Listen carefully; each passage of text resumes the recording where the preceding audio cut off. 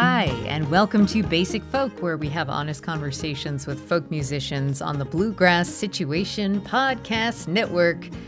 I'm the host of the podcast, Cindy House, if we haven't met before. So nice to meet you. Thanks for being here. Before we get into talking about Hannah Reid, let's talk about how we can become better acquainted with each other. You can sign up for Basic Folk's monthly newsletter at our website, which is basicfolk.com. You can also follow us on social media at Basic Folk Pod. We are a listener-supported operation, and you can make a contribution by going to our website. If you give at least $5 a month or $60 for the entire year, you'll gain access to Basic Folk's bonus episodes called Backstage, and there is a link in the show notes to help support Basic Folk. You can go to basicfolk.com/donate. I have been wanting to talk to Scotland-born fiddler and current New Yorker Hannah Reid on the pod for longer than Basic Folk has existed.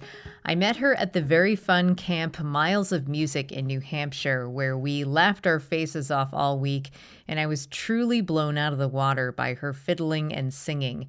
She's just released a new duo album with the Scottish banjo player Michael Starkey, so it seemed like a good time to get Hannah on.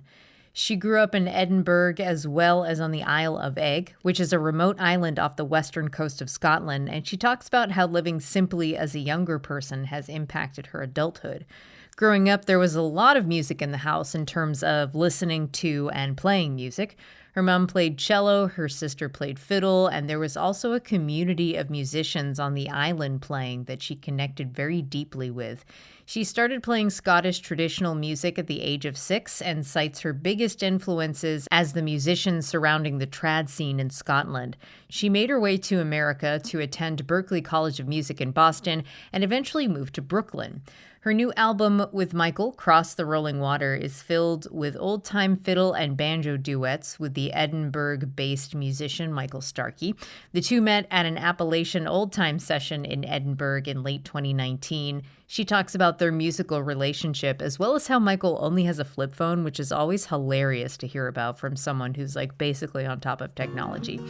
Hannah's hilarious, kind, and has an infectious energy that carries from her personality to her music. Before we get into our conversation with Hannah, let's check out a song from her 2018 solo album, Way Out I'll Wander. This is the opening track, Moorland Bear, and then we'll get to our conversation with Hannah Reid on Basic Folk. A lover of a moorland bear and honest country winds you were. The silver skimming rain you took and loved the floodings of the brook. Drew frost mountains, fire and seas, tumultuary silences. Winds in darkness, fife to tune in the high riding virgin moon. Hannah Reid, thank you so much for talking to me today. It's so nice to see you. It is a pleasure to be with you, Cindy. Okay, we're going to be covering a lot of ground today. Are you ready for it? I hope so. Yeah. I'm not going to bring up Hip Hop Hannah just in case you were.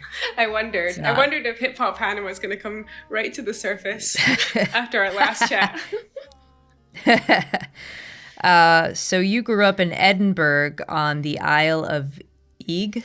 So, yeah, I was born in Edinburgh, and then when I was 6, we moved off to the Isle of Eigg, pronounced like Egg. an egg. Yeah, E-I-G-G, like an egg. Okay. And lived there for a bit, and then went back to Edinburgh. Okay. So how long were you on the island for? So we spent a full year living there. I lived with my mum and my sister in a little cottage with no electricity or running water. And it was this crazy thing that we did, moving away from Edinburgh and like the normal school, primary school system there. And yeah, we moved off and lived there full time for a year, but we were going there for like 3 months of the year every year from when I was born. So yeah, it's kind of like, even though I grew up in Edinburgh, I did my high school in Edinburgh, and the majority of my schooling in Edinburgh. Edinburgh's very important to me, but Egg is like very, very important as well. Yeah, for sure. I can understand that. I grew up in like suburban Boston, but my family also has like a very rustic cabin in the Berkshires that has like no running water or electricity. So like we would spend like summer vacations there, but never lived there. So I can totally understand that. But I also like that cabin for me has like really impacted who I am and like how I deal with things. Like being dirty is like, okay, I'm okay with like being dirty and stuff like that. So I'm wondering how the island of Egg has impacted you in those same kind of ways. Yeah, I mean, good question. Very good question. It's heavily impacted everything, I would say. I would say that for me, the fact that growing up, it wasn't about what TV we were watching or what was going on currently in the world as well. Like, I would say we were just like off in our own zone there, out in the field playing all day long.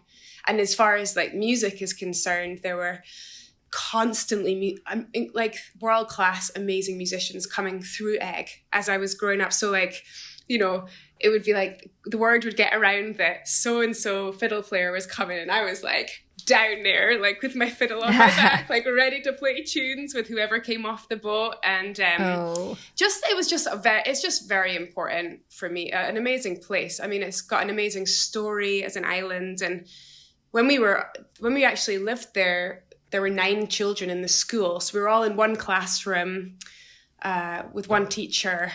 We did Gaelic once a week. Like, that was an important part of the whole Egg primary school experience. And there was 65 people living on the island when I lived there. So, it's a tiny community, like really, really small. And all of us in the same classroom, just like, everybody got very close, and it was very safe, and it was amazing. But I think there's also a part of me, and we'll get into like where I am now and what's going on, but comparing, like, I'm in New York right now and going from Egg to New York, and this is a question that comes up a lot, like, how did you end up, you're in New York but you grew up on Egg, like, what? And they are worlds away from each other, but I love the fact that they're so different, and everywhere I've lived has been so different from the next. And yeah, I should have opened with this a little bit about the Isle of Egg. It's a remote island off of the western coast of Scotland. And here's some fun facts I learned on Wikipedia today. Oh, yeah. It's 12 square miles. I read that the Scottish Wildlife Trust manages the island as a nature reserve, and all of the pictures are like the most dreamy pictures of Scotland you could possibly imagine. And then the estimated population in 2019 was 107 people. So the population is nearly doubled. It's pretty incredible, right? Yeah. You recently went to Alaska, I think. Did you feel parallels between Alaska and Egg? Yeah. And that's, I think... Yeah, so my partner's from Alaska, so I'm up there a lot, and I was up there I was playing at the Alaska Folk Fest last month, and so being up in Alaska, the people in Alaska are like it's a very similar vibe to Scotland. There's this, like, to the west coast of Scotland specifically. It's hard to explain. It's quite like rough and ready, but also just like folk are up for a grand old time, but also work really hard, and like it's just they just have a very similar vibe. Like, being plonked into Alaska last summer, I was at this big jam of old time musicians, and I could have, if no one had been talking and I just looked around, I could easily have just been in Scotland, like on the island, looking around at like even just what people are wearing, what people are like, their whole vibe is very similar. And that goes for the same in Louisiana. Like, I feel it's a very similar vibe there. And like Lafayette, like in the, like, let's say like the Black Pot community down there, the Cajun scene, is there's a similar sort of essence in those three places. I'm constantly linking them up. Oh, that's so cool. Yeah. For those who don't know, Black Pot is a music festival and a music camp that takes place in Louisiana that's very fun. And I've never been, but I've heard enough about it and seen enough videos and pictures to know that I'm missing out every time it happens. And I hate it. It's happening this year. So. All right. When you were growing up, there was lots of music around you in your house in terms of like listening to music and playing music. Mm-hmm. Your mom played cello. Your sister played fiddle. Is she an older sister? Yeah, she's a couple of years older. Very influential. And then you were talking about the community of musicians on the island playing. And you said, I loved how playing music made me feel as a child. There was never any question that it wasn't the right thing for me to do. Mm. Can you describe how performing music made you feel as a child and how you relate to that feeling now? When I was little, I loved performing. I loved being in front of people with my fiddle and I just loved playing tunes. I just loved it so much. And I don't know, I think I definitely wasn't the timid child that was hiding in the corner of the room. Let's just say, I'm sure a lot of people on Egg would be like, yeah, Hannah was always in there. And I think it was, I think for like being lucky enough to play with so many older musicians when I was so little. And that goes for like I went to like, camps and fiddle camps and music camps all over the place. And it was just like the community. It was just, that was so prominent when I was little. And I had a whole crew of young musicians around me, my age as well. Like there were these people that we were all like, they're amazing. And then, but we could all be like try and, be those people together. I think if I'd been by myself trying to do that, it would have been maybe quite different. But I was just so lucky to have that. And then now I've just like seeked out community in that world forever. And does that answer that? Totally. Yeah. Was it when you're talking about having peers your own age, was that on the island? There were some musicians on the island, but more actually in the Edinburgh scene. In the Edinburgh scene, like there was this thing which is kind of the equivalent of, I don't know, kids. I know it's come up many times in other episodes of yours, Valley of the Moon Festival, which I've camp in California, which I've never been to. But it's the whole generation of my age instrumentalists who were at that. I was at an equivalent called the Youth Gathering, which was in Edinburgh, which Maeve Gilchrist, I don't know if you've ever chatted to Maeve on this, but harp. Yeah. So Maeve and we met when we were about 8 in Edinburgh and became best friends through that world. And there were so many young trad players at that time. So it was mostly Edinburgh. And then in Glasgow, there was just like the central belt of Scotland was just filled with like young, there was an amazing scene actually growing up. And there was a whole like Borders fiddler. They would all come up for the Fiddle Festival in Edinburgh that happened every November. And it was so exciting. It was just like the most exciting thing. It was, I remember being like, gotta learn all the cool new tunes for this thing. And I think I remember that like the sweet spot for that one was when I was like 11 through 15. It was the most exciting, the last week of November. It was like, oh, here we go. Like, it was brilliant. Oh, yeah. Yeah. Mm-hmm. You said your dad had like a massive record collection. Yeah. So what music of his was really resonating with you when you're young, and how did his musical taste help you determine your own? So my dad had so my dad didn't play any music. He grew up in South Africa, so there was a lot of African music, which he was playing all the time. And my dad's record collection was like as eclectic as it could possibly get. And that goes for like seeing live music from when I was like really young with my dad, going to see the most kind of shows like going to see like DJ Shadow and like Manu Chao and all this stuff and like loads of like dub reggae. Dad loved reggae, so that was like a big. Him and my mum met down in Bristol, which had a big reggae scene down there, and so like there was that. But then also like Bela Fleck, and he was obsessed with the Grateful Dead and Flying Burrito Brothers and like Allman Brothers and all of that. That whole scene. Jerry Garcia and David Grisman, and him and a friend of his were just obsessed with bluegrass as well. So that was really what got me into that.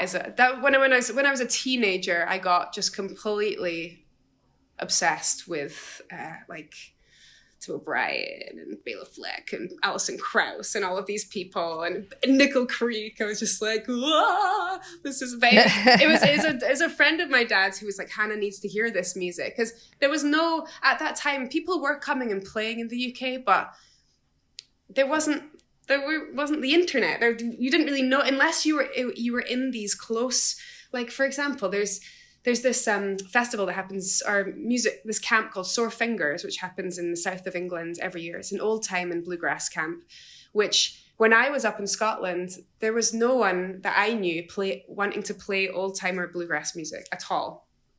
And so I was like, I've got to move to America. I mean, we'll get to that, I'm sure, in a little bit. But like, but that was this camp has been happening for many, many, many decades down south, but I just had no idea that it existed. Oh, wow. And I didn't even hear about it until I'd moved to America.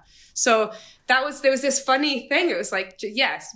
And yeah, so that was that. But going back to Dad's record collection, he got me into Joni Mitchell. I remember long car journeys listening to Blue when I was like 10, and it was just the best thing ever.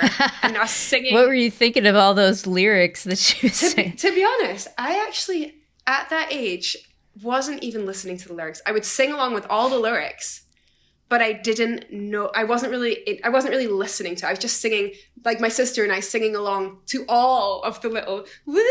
The entire record. We would just, the pair of us in the back of the car, just singing to the entire record. But also, my dad traveled a lot in his life, and he spent a period of time living on Crete, the island of Crete, down in. Well, he'd like basically spent quite a few nights, I believe, in the caves, which is where Joni Mitchell did, where she and he used to like hang at the Mermaid Cafe. And so, wow. And I mean, for me, this dad would be like, oh yes, I've been to the Mermaid Cafe. So that became my like cool story when I was like, my dad's actually been to the Mermaid Cafe. I know it still exists now, but he was there. He was there in like the early 70s, late 60s. And like, I mean, who knows? Maybe, yeah. I mean, he was there when it was all happening there. And yeah, anyway, look, that's a little bit of a tangent, but yeah. Did you know Anais Mitchell's parents lived I don't know what island they were living on. I did not know that. No. But they like would party with Leonard Cohen. Really? And stuff. Maybe they partied with your dad. Wow, that's really epic. Yeah, there's in London. My grandpa was he was a architect, but also a etcher. He was an artist, but he wasn't a musician at all, but he moved in these like cool bohemian circles in North London and would like hang out with like Sandy Denny and in these like really, and I heard all these stories like in my, when I was growing up, and I just thought this was I think at the time when I first heard, I'm like, yeah, whatever, cool. And now it's like, oh, Sandy Denny is like one of my number one ladies in the world. And of course, yeah. Just the idea of my grandpa just like hanging at parties with Sandy Denny, I'm like, what? Wow. Wow. So yeah, Sandy Denny, Richard Thompson. There was like the whole like folk revival stuff going on in our house. There was also like loads of David Bowie, like in a massive way. Dad was super into him, and we were always singing at the top of our lungs. Changes. Like family car journeys were the best. Oh, that's great. Is your dad still around? No, my dad passed away 2 years ago. He passed away the first week of the pandemic. He had been ill for like 5 years, and he passed away, not from COVID, but from this other thing that he had. And it was, I was incredibly close with my dad, and it was a very, very difficult thing. And, but, I feel like we had an amazing relationship and really like did as much as we possibly could have possibly done to this age. I wasn't like, well, later on in life, Dad and I will do that. Like, we traveled a lot together, and we just talked about everything. And music was such like my career is kind of what, like, I mean, I've been told, like, kept him going. Like, my music and my, like, this everything going on in my life. He got so much energy from hearing about what I was doing, what my like all my best friends are just incredible musicians, what everybody was doing, and he loved it so much. So yeah, but so that's been a big thing in my life, because that kind of the few years leading up to that informed, changed where I was going to live. What I was living in New York before that, and so I kind of, for 2 years, I was doing 6 weeks in the UK, 6 weeks in the US, for like leading up until the pandemic. So when the pandemic actually hit, I flew back to Scotland on the 15th of March, and he passed away that next weekend. I didn't get to see him actually, but I was so glad I was over there. And also for me, I mean, I know everybody said this, but just suddenly landing, having been so all over the place, like I hadn't had a base in, it felt like many, many years. It was kind of, and here we are. And I was back in my little cocoon with my mum. So it was amazing. It was amazing to get that time. Wow. I did not know all that info. That's wow. Such a wild thing to deal with at the beginning of such a crazy time. Yeah, it was. It really was. And, we knew it would happen. It was coming. But for us as a family, it was a really, really, really hard time for a long time. And he had a very horrible disease, and it was very, very difficult. And we thought there was bits where we thought he would get better, but then it just like declined. But I just I'm just grateful for the time that I put in to come and see him and spend, and like I called him every single day and every single afternoon, and when I was away. And so there's been a lot of like breaking these kind of, that was my routine. So now actually being back in the real world again, and being back in New York, and not having this thing that I would do at 3:00 every afternoon, and not having to be responsible for something else. Like, my mom is healthy and well and amazing, and hopefully that continues for a while. But it's been very interesting to navigate the world, in this very strange climate that we're in now. It's feeling more normal, but like it still is weird. And with all of this, like, it's like I still, even like today, I was like, oh, shouldn't I be calling? So I just called my mom, because my mom, she just got into bed. I always forget it's also right. What coast are you on right now? I'm in New York. Oh, okay. So it's only 5 hours away. She was getting to bed not early. Too bad. So going back to when you started playing music, so you started playing Scottish traditional music when you were 6, and your biggest influences were the musicians that were surrounding you in the traditional Scottish scene. So can you set the scene for like what that looked like when you first started, and also how your first exposure to performing still impacts the player you are today? So I was playing trad music, but I also took classical lessons. So the first bit was actually taking classical in Edinburgh. I was doing like group classical lessons. There were 3 of us in a class, and then I started taking private lessons. And I would say then I started learning by ear. The whole learning by ear thing was like critical. I loved playing. I don't know if I loved practicing as a kid. And that was a big thing. Like, I really loved playing, and I was always playing, but practicing, Mom would be like, all right, like maybe you should like actually practice your scales. I'm like, I'm playing. I just like, I'll get there. So the first like experiences I had playing were in these groups of, it was this youth gathering thing that I was talking about before, where there were all these young people, and we had these concerts, which were actually like super experimental. There was the leader of our group was called Simon Tumir, who's this incredible concertina player.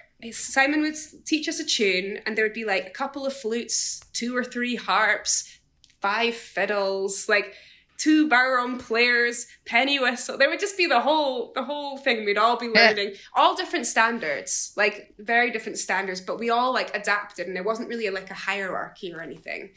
And we would do these concerts, which often involved playing tunes, and then they would involve like being really experimental and improvising and keeping it really fun.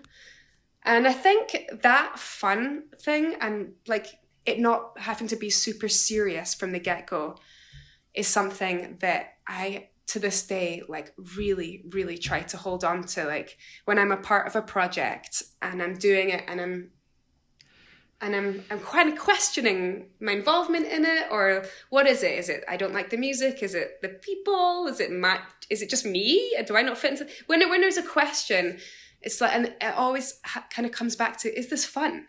Am I enjoying myself right now? And like I look back at, you know, the periods in my life where I've really enjoyed myself playing music, and that for me, actually having fun in a job or just like a setting is just way more important to me than like doing something that's like a very good gig to do, you know. It's like, right. And I know not everybody thinks like this, and life cannot always be fun, but like I try to enjoy myself. Like I really try to enjoy myself when I can, because I mean, that's just, yeah, when I'm playing music, like, and if I do like a bunch of gigs with a band and I'm not having a really great time, and if I feel like it just isn't, I'm not the right place, I'm not the right person for the gig, like I'll flag that up, you know, because I just don't think not everybody is made for every gig. Even however much you maybe musically work, if you're feeling like, ooh, inside, that's, yeah. So yeah. Do you also feel like a lot of that has to do with like listening to your like intuition and your gut feeling about things? I've been thinking about that a lot. Yeah, big lately. Time. Yeah, totally. I feel like that is, and I think this is just I've had this conversation with quite a lot of people recently, regarding work, but also relationships and questioning stuff. And because I've had my fair share of relationships, fair share of bands, fair share of things that I've been involved with that I know from the beginning it wasn't the right thing. You know, I knew that, but I was like fighting against it. And I know feelings can change, where you sort of slip into a situation can change, and you can adapt, and that's great when it works. But like the gut, I really think it's a real thing that we've got to listen to. It's a gift, and you know, it takes a lot of work to tap into it, and it also takes a lot of work to listen to it. So let's keep trying. Yeah. I mean, my gut's not always right. Let's be honest. I've definitely been involved. I'm like, really? How to read? But I think it's getting better as I get older. Yeah, definitely, for sure.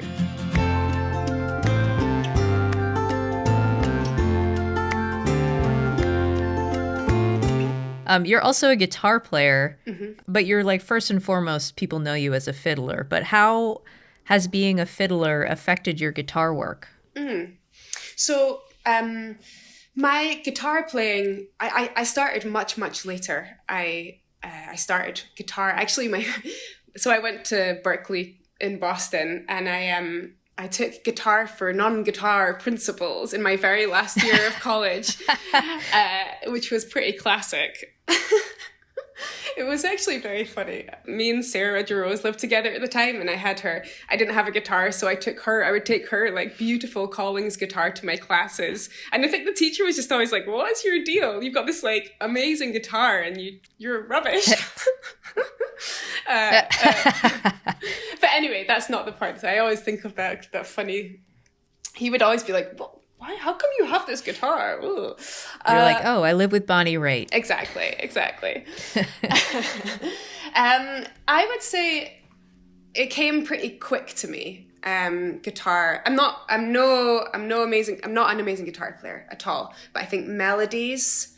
I'm a mediocre guitar player. I think I'm quite solid with what I do, but as like a side guitar player, I very much have to learn parts. But within my own thing, my own playing is very like melodic, and I think the tunes that are constantly floating around my head, like the fiddle tunes, definitely weave themselves into my playing. So if I'm singing, I feel like between my phrases I've also often got like some kind of fiddle-esque line that will like weave its way in. There was like a point where it kind of clicked for me, and it feels a lot if it suddenly clicked. I actually think it took like a couple of years, a bit wonky, and then it really clicked. And that was just from playing out. It wasn't from sitting in my room practicing. It was like just booking a bunch of gigs and getting on with it. Yeah, just like you learned it because you had to.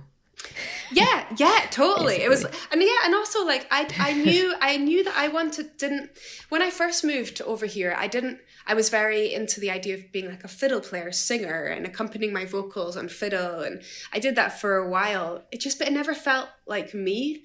And I know so many people who do it so brilliantly. Bruce Molsky, Laura Cortese, and so many people are like incredible at it. And it was just never my thing. So I was like, right, gotta get on this guitar. Like, why have I waited till I was like 24? I was like, why did I wait so long? But it is what it is. You have been educated. Your musical education took place at first in community. Then you went to study at the City of Edinburgh Music School, the American School of Modern Music in Paris, and of course Berklee, which is a lot of school. So where did you fall when it came to like being overly studious and academic about music versus like keeping that original kind of community vibe that you started off on growing up in Scotland? I would say right from the get-go, like I was doing all of this training, but also I was always playing with people at the same time. At school, music was my thing. Let's just say I didn't really throw myself too hard into the academics at all. So let's just, I really like the music school, which is, I was there from 11 through 18. It was a full-time music high school, which you do all the other subjects as well. It's attached to like a normal school, but it has this amazing school. It was like this the council paid for it, and it was just this like incredible school. It's where Maeve went as well, and it was just like it was amazing. We had amazing opportunities and like got to play for everybody when they'd come to it was just like a really cool thing. Fiddle and classical violin and piano and jazz singing, which was what I ended up doing in Paris. But like I knew that I always wanted to play fiddle. So like I was at the weekends, I was always playing fiddle music with people. I was always playing tunes. I can't say I was at home studying. And then like friends of mine who were like, yes, I was did this and this and this and on my violin and my piano growing up, and then I also got these grades, and I was in math. No. I'm just like, I'm sorry. I just was straight. I was either like painting in the art department, or I was playing music, or like trying to like.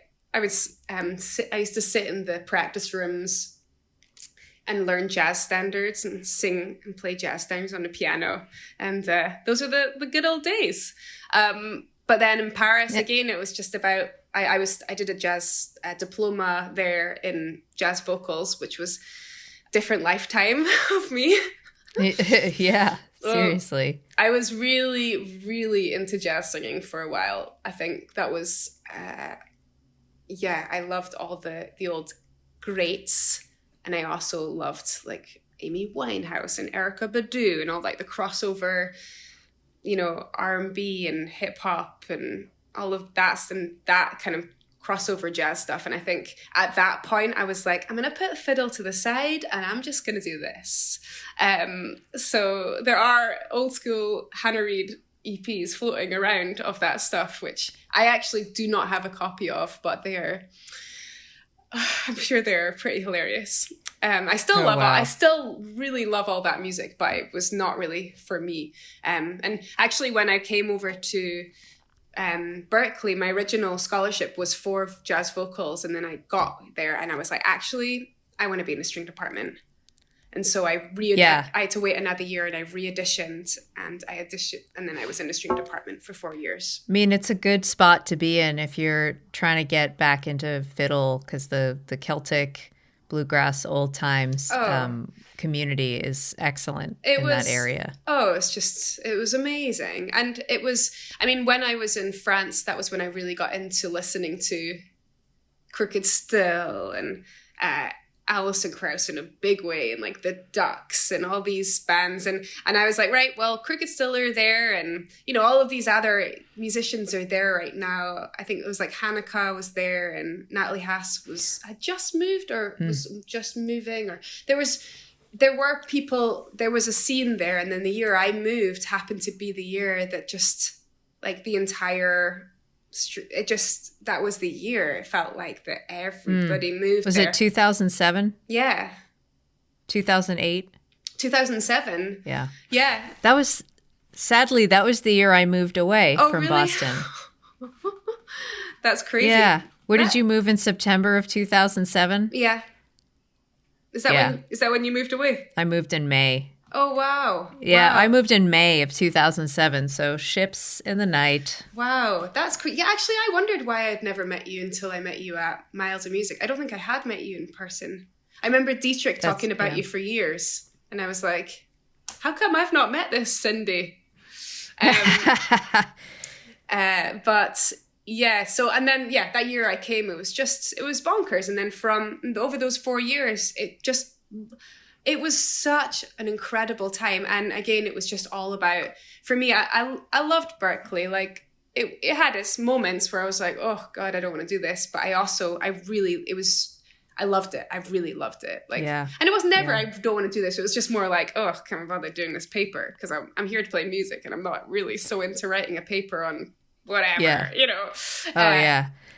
But that resonates with me. I went to Emerson down the street from Berklee, and all I wanted to do was go to the radio station to do work or like interview people or like watch people be interviewed. And I remember one time this like professor who I always got an A in his class.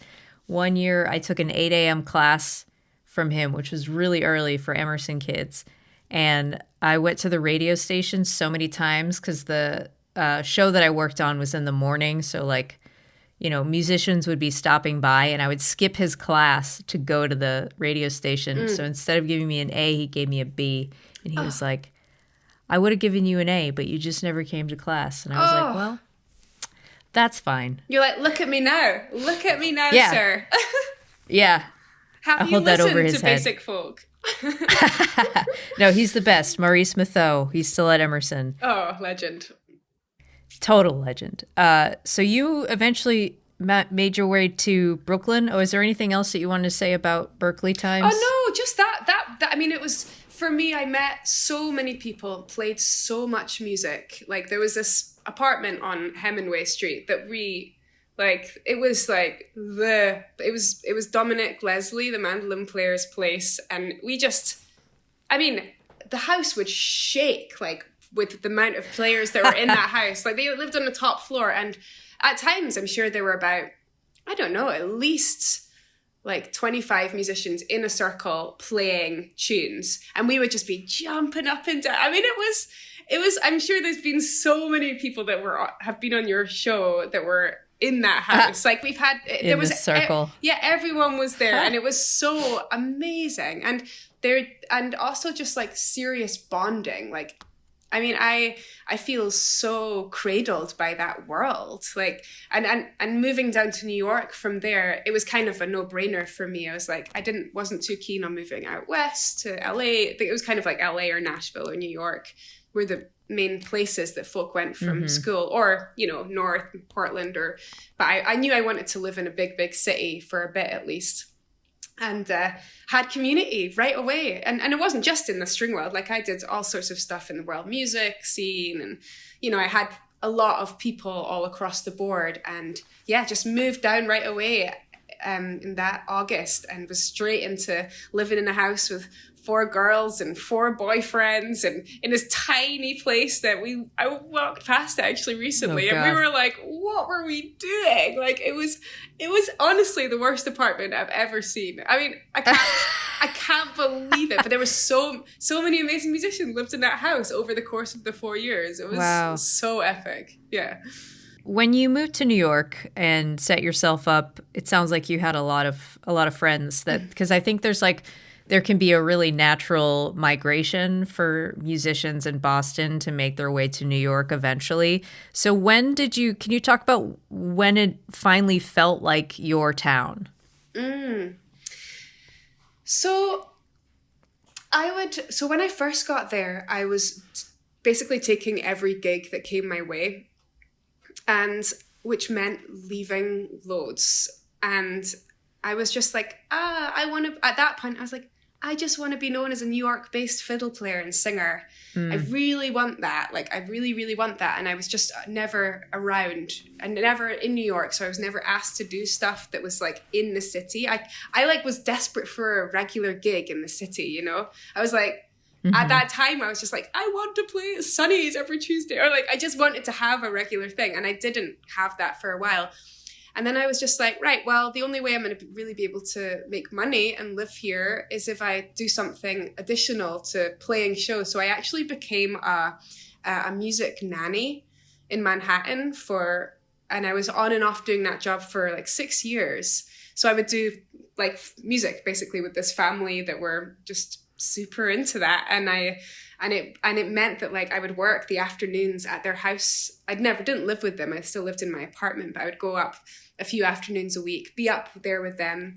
I was like teaching and doing stuff in the morning, and at night I was playing shows basically every single night of the week in New York, and then going away at the weekends. But I was like very present in the week, and then I'm doing this in the afternoon, and just like running around the city and like teaching on the east side, teaching on the west side, rehearsal and wherever, and Brooklyn. Like, I felt like, this is New York. At that point, I just felt, I was like, 25, 26. I had so much energy, and I was like, this is the best. Honestly, there's no way I could do that now. There's absolutely no way.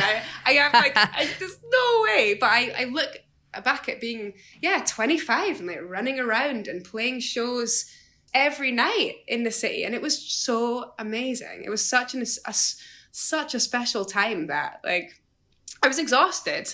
I was absolutely exhausted, but I felt like I was like part of the YMCA. I was like swimming every morning. I just was thriving for this community, and I had it like right at the tip of my fingers, and it was amazing. It was really, when that clicked in, I remember that so distinctly actually.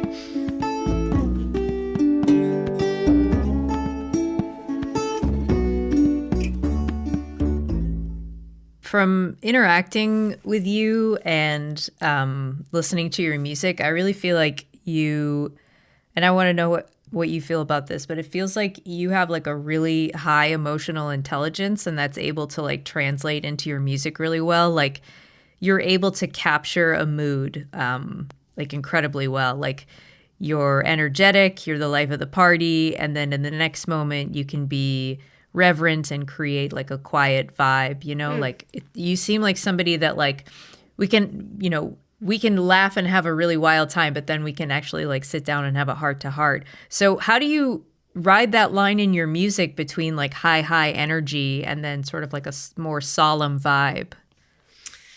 Wow. That's really nice to hear you say, actually. Thank you.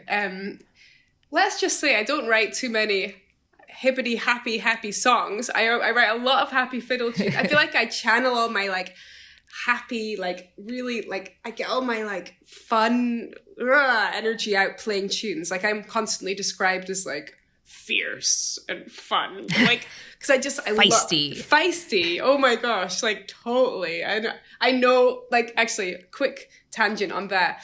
I was just doing shows with Laura Cortese again. Laura, the best. She's amazing. We were in Belgium in March in this other fiddle player called Begonia, who is from northern Spain. And the three of us, like on stage, we were just these three of like proper feisty. Like, I mean, the number of times people came up after and were like, fierce ladies. And I know people describe me as that. I know that people describe Laura as that. And I know people describe Begonia. And the three of us together, it felt so powerful and amazing. There's no like light, like maybe we could have like eased off a little bit, but we were all just like, and here we go. So anyway, the point is, I love like getting really stuck into fiddle tunes, and I love playing slow fiddle tunes. But if I'm playing them, like I feel like I throw all my emotion into everything I do when I'm playing. I rarely will play, and that's actually an interesting thing, because I feel like if I've been playing with people and I haven't felt like I've really been in it, afterwards I have a bit of a moment. I'm like, what was going on there? Like, I am ridiculously in touch with my emotions. I think that is safe to say. I definitely write in my diary every morning and like talk about everything, and like I'm hopefully not too much of an oversharer, but I'm like, I just like, my emotions are here. They're like right in front of me. They're there. They're not, there's so much has happened in my life that I've like emotional stuff that I've just learned to like, it's high up. It's not like, I don't bury stuff, which I'm grateful for. I don't know where that's come from, but I am grateful that that's what it is. I mean, maybe it comes out I guess it comes out in my fiddle playing. For sure. And singing, like, and my songs, like I struggle to write. I'm like, I would say I am a happy person, but I really struggle to write super happy songs, uplifting, like, I really, really do. And it's such a cliche, but I really do. Like, I keep trying. I've made this pact with myself. I'm not going to make a pandemic record that's all about but those are the songs that are coming out, so it probably will. Like at the end of next year, sure, you'll be hearing it. But oh my gosh, you've had a lot to process though. That's pretty heavy. Yeah, and those songs have been written, and I'm sure they'll keep getting written. To be honest, there's stuff that was coming up this morning that I was writing about, and it's just, yeah, but I almost feel like that's too soon to put out into the world, that all of that stuff. But I think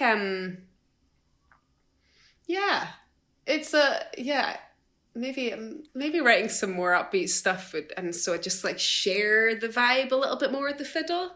I gravitate towards, I've just been really in the waltz game recently. All these waltz. Oh yeah, the waltz game. Oh God, the waltz game. I mean, I'll be like, this is a nice idea. And I'm like, it's a waltz again. Gotta break the waltz mold. That's funny. Okay, Hannah, let's talk politics. Oh gosh. So back in 2017, you were part of the supergroup Songs of Separation. You contributed fiddle, guitar, vocals. So this was a project created in the aftermath of the 2014 Scottish independence referendum. Can you explain what that is, first of all, and then I'll ask my actual question. So the referendum was when the Scottish this specific one was when Scotland was trying to become, or many people in Scotland were trying to make it an independent country from England, and it did not go through, as I'm sure you are aware, and it remained as one. But there was this project called Songs of Separation stemmed from that, and it was because there was a significant amount of turmoil between both countries at that time. this musician called Jenny Hill, a bass player. She's an English bass player, came up with the idea of bringing together 5 Scottish women and 5 English women, and all of us coming together and making a record called Songs of Separation. The band was called Songs of Separation. The album that we made was called Songs of Separation, but it ended up more being a project of togetherness. So, and it was basically the idea, and we actually recorded on the Isle of Egg. So we were back up on the Isle of Egg, and we had a week to write and record a full album with 10 women and an engineer, and it was some job. I mean, I think it's incredible. I look back at that and I'm like, how on earth did we do that? With like full arrangements, and everybody came with some sort of an idea, whether it was a fully formed idea or just an idea they wanted to develop over the week. There was this amazing song called Soil and Soul, which was written by Rowan Reingans, who was one of the women in the group, who's an incredible musician from Sheffield.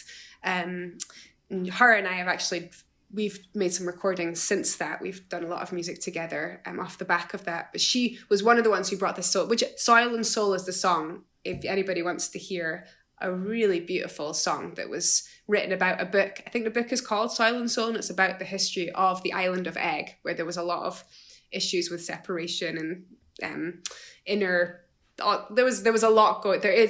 Actually a lot has been resolved on Egg now, but there was a lot of an intense history on the island. There's actually a 60-minute special if anybody wanted to just get they came up to Egg.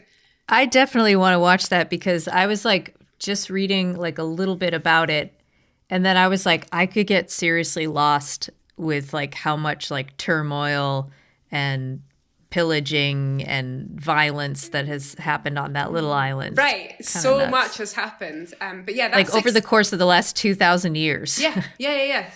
Totally. I mean, the island is incredible what's happened up there. But the 60-minute special, I mean, that was recorded like over 10 years ago, and it's definitely dated, but I watched it the other day with my boyfriend and his granny, and she was loving it. In Alaska? In California. But yeah, it was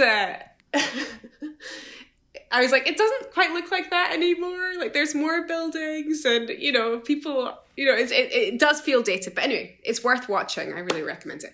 Anyway, back to this project. Basically, what I brought to the project was a Robert Burns poem that was all about this. It had a separation theme. And the amazing thing about that project was, there were so many amazing things, but some of my idols, female musicians that I really had looked up to my entire life, Corinne Polwart, the Scottish singer-songwriter, who's just incredible, and Eliza Carthy, the English trad princess, were both royalty, I should say. Yes, definitely. Martin's daughter.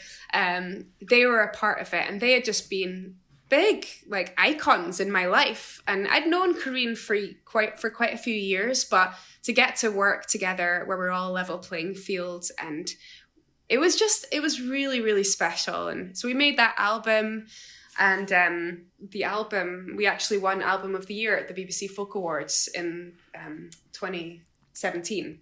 So it had an amazing life, that project, and we headlined Cambridge Folk Fest and did a lot of really interesting performances and collaborations with other artists. And it was just a difficult project to, as you can imagine, 10 women who are used to being the front women in their bands, the front person in their bands, suddenly being in a band not as the front person. It was a very interesting dynamic to work with. All of us had our thing, it was a fascinating project, and it's been such an important thing for me in my career. And that was where, off the back of that, was how I ended up signing to the label that I'm on now. And it was really, really important. I have a lot of massive like, I'm just so thankful for them bringing me on for that. It was really cool. Your new album with Michael Starkey is Cross the Rolling Water, which came out in June of 2022. It's an album of old-time fiddle and banjo duets with Michael, who is an Edinburgh-based banjo player. Mm-hmm. So you met at an Appalachian old-time session in Edinburgh. Mm-hmm. And as it goes, the moment they first struck up a tune together, there was an immediate meeting of the musical minds. So about Michael, it's said that Michael's mission as a musician is to keep things simple, clear melody lines underpinned by solid, infectious rhythm. When you guys play together, what does his musicality allow for you to do? Like, I'm wondering, are you able to get like really insane with your fiddling? Do you feel like you're toning it down? Does it allow you to play with dynamics? I would say all of that. He's a very adaptable musician, not in a, now this is how we're going to play because this is how I want to play kind of way. More like he's just a super sensitive musician, and we just really play with each other. We really play against each other. We will play against each other, and then we'll and for to build tension, and then we'll dip into these moments where we're super locked in. It's a really special collaboration. I really love making music with Michael, and it was the way we met was playing at this session, and there's not a lot of old-time musicians in Scotland, and that was the November right before the pandemic, and I met him and I was like, oh, this is cool that Michael lives in Edinburgh, to know that there's always this old time, because he's not on any social media. He doesn't have he has a tiny little Nokia phone. He's doing his thing, and he's so legit and so amazing. He's been over and played loads of old time music down the East Coast here, and is he's just such a deep musician, and because he also doesn't play with that many people, so we just have this amazing. We've had this amazing opportunity to just get to make so much music together, and I just love making music with Michael Starkey. He's so great. It must be annoying to text with him, though. Oh, we don't text. We can't text. I have to send him an email are you free to Zoom? When I'm in the States, we've had it today. I was just I need just one little question, but I need to speak to you. Can we get on Zoom? You can't text. That's hilarious. But he can text. If Michael listens to this, he'll be I can text, but he just doesn't have an iPhone or no smartphone. So you can't send him any pics. No pics. No pics. No. I saw that you worked with Andy Monahan from Frightened Rabbit on a collaboration called Early June, and this was in 2020. And I just would love to hear more about working with Andy, your connection to Frightened Rabbit, and also your experience with Scott. Mm-hmm. So the project is actually called Early July. Oh, what did I call it? Early June? I like Early June. I do like Early June. Early July. I wrote down Early July. Freudian slip. Not to, sit here and correct you, Cindy. Let's get it straight here. Yeah, totally. I need a fact checker.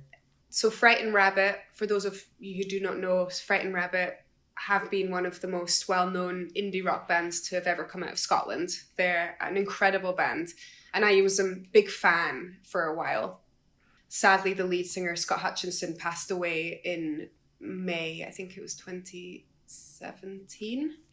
Or 2018. May of 2018, yeah.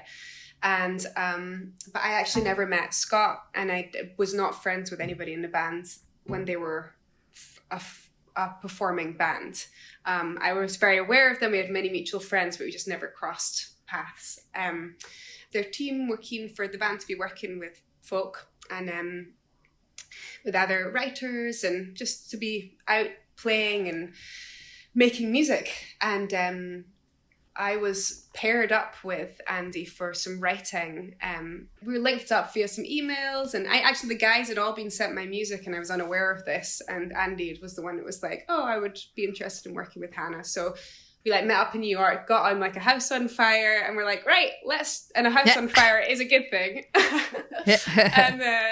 And then we just were like, right, why don't we just book out some dates at the beginning of next year? This was 2019, and let's go into the studio in Glasgow when I was over in Scotland and see what we came up with. So I went in not really knowing at all what we were going to do, but then we started doing this thing where we would write and record a song a day. So we wouldn't leave the studio until the full production of the song was done. And it was it was amazing to co-write with someone from a completely different world.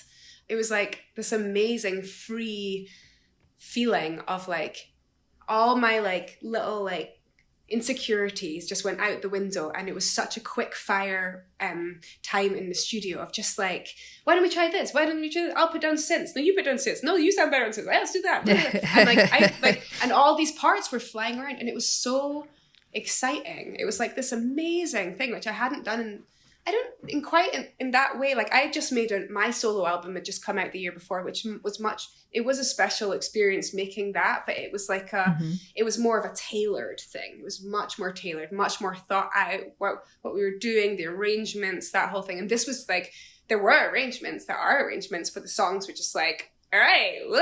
So that was like, yeah. I remember taking the train back to Edinburgh from Glasgow after our first session and being like, oh my God, that was so amazing. I felt alive, like in a really amazing way. I was like, it was so fun. I was like, it was just really, we were both playing like each other's instruments, and it just felt really great. So anyway, over the next 2 years, we made an album, and the band is called Early July, and the record is actually going to come out next year. We great. Yeah, and I'm really excited about it. We've just been trying to figure out the best way to do it. We kind of wanted to wait until things had simmered down a little bit, as it seemed like every man and their dog released an album this past year. So we were let's just wait a second. Like, still love these songs. They still feel relevant. They were written pre-pandemic, so they're not about that. They're about other stuff. And let's just so it will come out. Yeah, we've not got the date. That's not, we're sorting out a lot of the stuff right now. But so that's been a really fun thing to do. We played one show, which was at Celtic Connections in Glasgow just before the pandemic, and it was amazing. It was so fun. Like, both of us just like totally going for it on electric guitars, and I was playing a bunch of synths on the record, and like it was just it was so fun. I mean, we had like key bass and like bass and drums, but it was like, if we get to play that stuff live, which hopefully we will next year, I'm like very excited about that project. That's great. I will be there, and I will call the band by its correct name. No, I'll get you to introduce Early us. July. Early June. July. Okay, before I let you go, let's do the lightning round. Yes. Yes. All right. All right. Here we go. What was the first song you learned on the guitar?